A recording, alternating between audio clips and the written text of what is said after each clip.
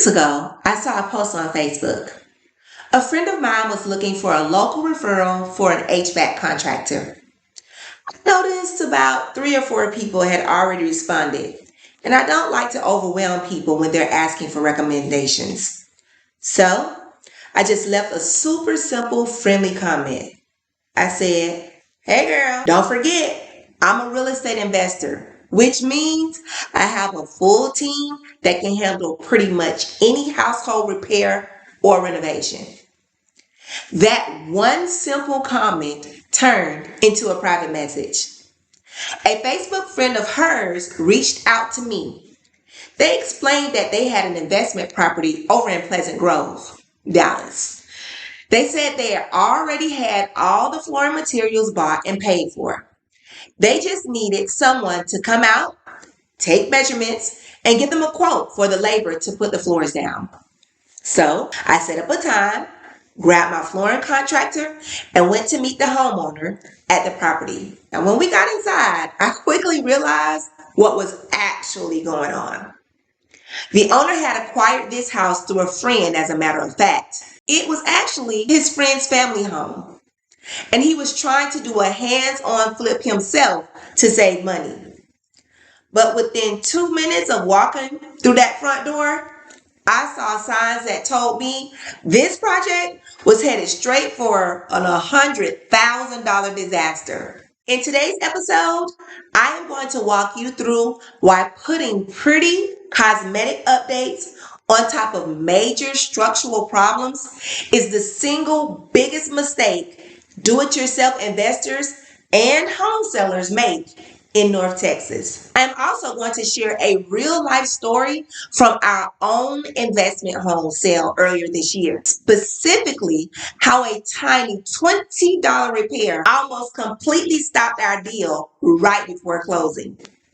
And most importantly, if you are holding onto a house right now and you're trying to fix it up, listen, if your money or your budget is running dry, I'm going to show you how to pivot before you lose the shirt off your back. Before we dive in, do me a quick favor. Go ahead, hit the subscribe button and the like button. Leave a comment if you like. That way, this video can get out to those who really need it. Now let's get back to the video. When we walked in, the owner was super polite and welcoming. He described the area where he wanted the wood floors. As I kind of looked around, I really wanted to walk the entire house. I asked, and he gave me permission to do just that. So as my flooring guy measured the space where the hardwood flooring would go, I was looking closely at the subfloors. And woo! I thought this thing was going to be a lot more than just laying down hardwood. Now, on the surface, the ask seemed simple. He wanted 2 quotes. One quote just to lay down the new flooring he had bought, and a second quote to sand down the existing subfloors first and then install the new material. But he needed so much more. As I was walking through the house, taking pictures and filming a few quick clips for my general contractor, who's also my mentor, my eyes weren't just on the floor level. I was looking at the entire structure. I noticed distinct unevenness in the floor as I walked from room to room. You could feel the dip in certain areas. I looked at the doorways, the drywall, and the way the frame sat. It was extremely clear to me and confirmed by my contractor that this home had serious foundation issues. Now let's talk about what that actually means.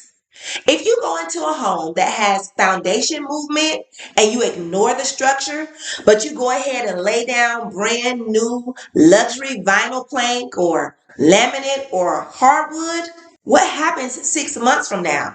As the house continues to shift, those floorboards are going to buckle.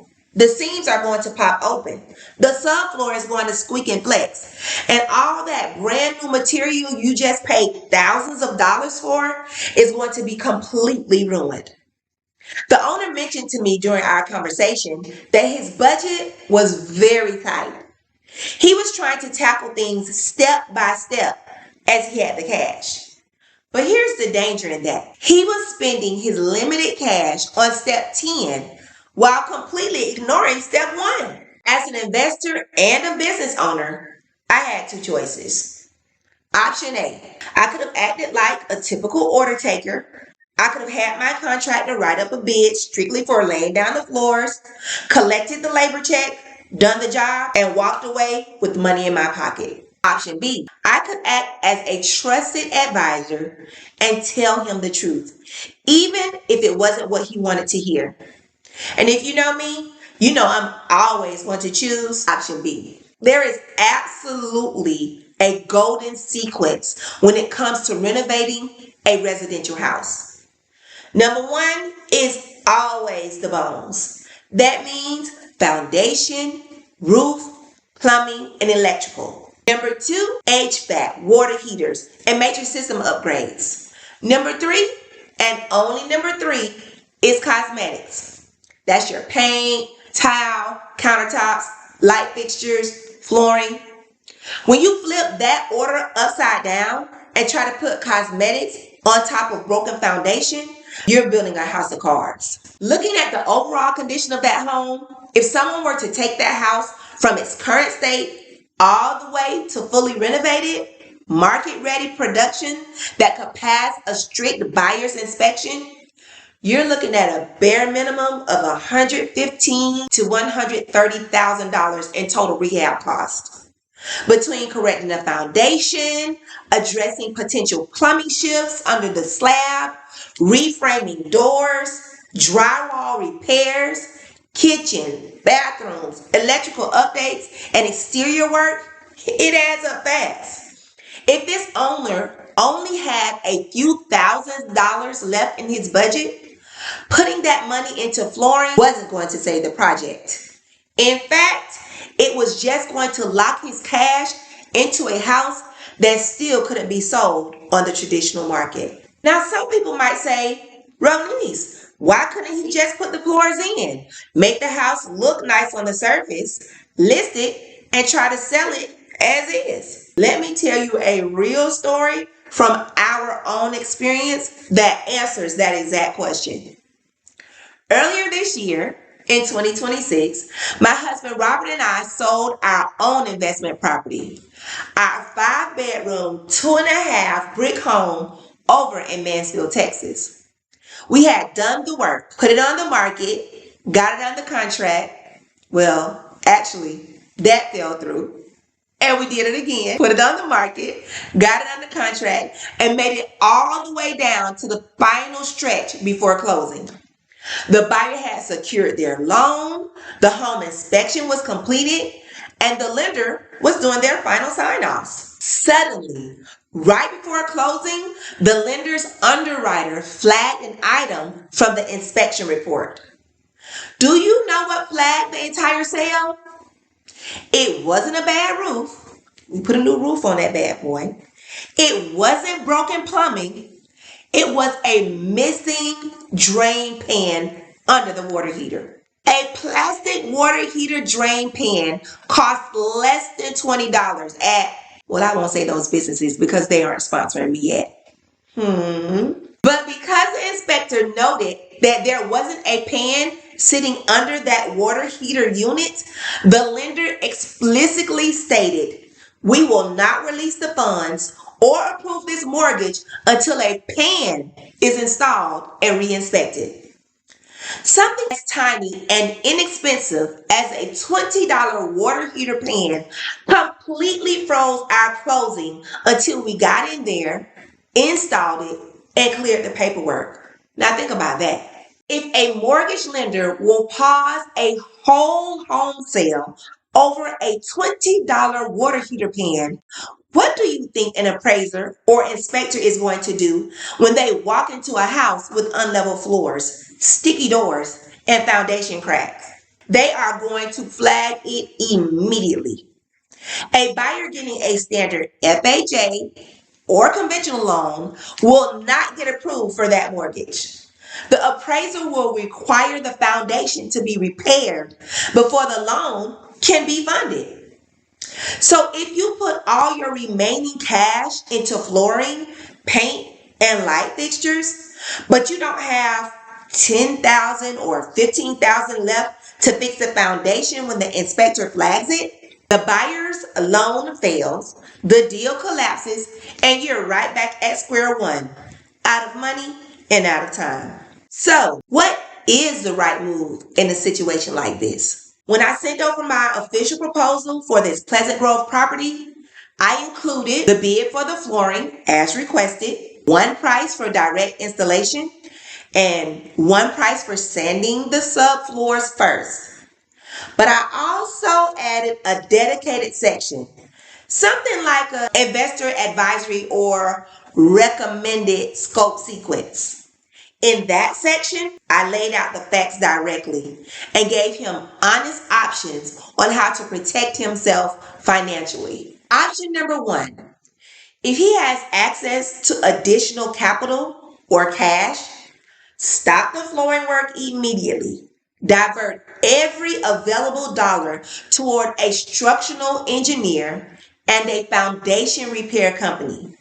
Get the structure leveled first so that any future work isn't ruined. Option two, if his budget is completely tapped out and he doesn't have the 100K plus required to properly overhaul the property, the smartest financial decision might actually be to cut his losses right now.